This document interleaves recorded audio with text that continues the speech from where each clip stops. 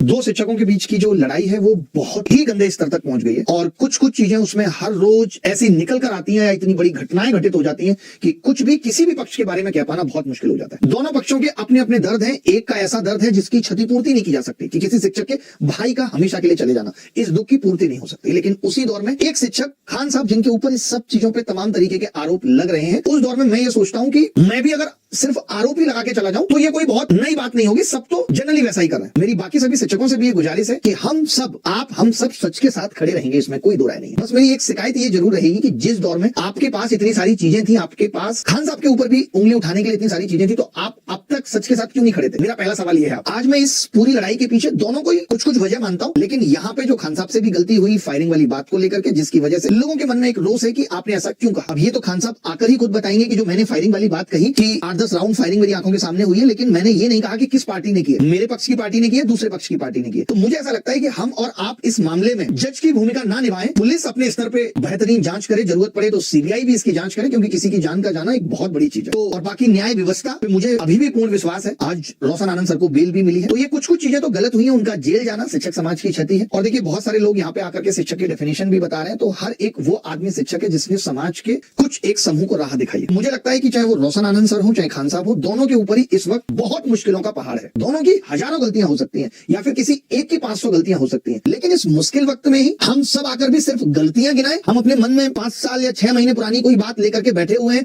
और हम सोचें कि इस वक्त मौका है। तो मैंने अपनी जिंदगी में अपने पिताजी से ये सीखा कि जब किसी के ऊपर मुश्किल वक्त हो तो कभी चोट नहीं करनी चाहिए। हो सकता है आपकी उससे कोई भड़ास है, आपको उसमें कमियां दिखती है, तो आप ये काम पहले भी कर सकते थे और आगे भी ये काम करने का आपको मौका मिलेगा। ये मैं इसलिए कह रहा हूं क्योंकि मैं विद्यार्थियों के मन में नफरत नहीं डालना चाहता हूं, इसलिए कि जो विद्यार्थियों के मन में बातें आ रही हैं वो बाद में या पहले भी डाली जा सकती थी। ये सही वक्त नहीं है कि हम और आप मिलकर के YouTube पे आकर के ये न्याय दे दें या ये निर्णय दे दें या ये जजमेंट सुना दें कि कौन गलत कौन सही है। ये कह पाना बहुत मुश्किल है। तो मैं इस पे इतना ही बोलूंगा, इससे ज्यादा कुछ नहीं। और बाकी जरूरत पड़ेगी मैं फिर से कहूंगा कि हम सब सच के साथ खड़े हैं। जो गलत है उन सब का विरोध होना चाहिए, चाहे किसी की छोटी गलती है चाहे किसी की बड़ी गलती है। और यहाँ जिस तरीके से रोशन सर के भाई का जाना है वो एक इतनी बड़ी क्षति है कि वो माफी से खत्म नहीं हो सकती। बात इतनी सी है।